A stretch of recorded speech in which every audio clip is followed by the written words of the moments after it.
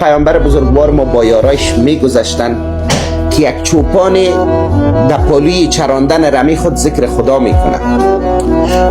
گفتن پیامبر بزرگوار ما گفتی 1 درجه ثواب، 1 درجه تعیین.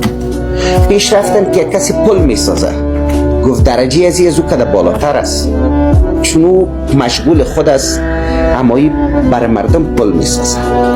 اما پیش رفتن که کسی درس میده، گفت ثواب از کل از اونا که بالاست که انسان تربیت میکنه.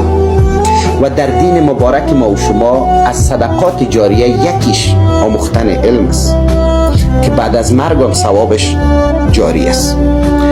کل ما و شما میفهمیم که سرنوشت جوامع بشری مدیون سعی و تلاش معلمین است. اگر جوامع پیشرفت کرده از برکت معلماش بوده.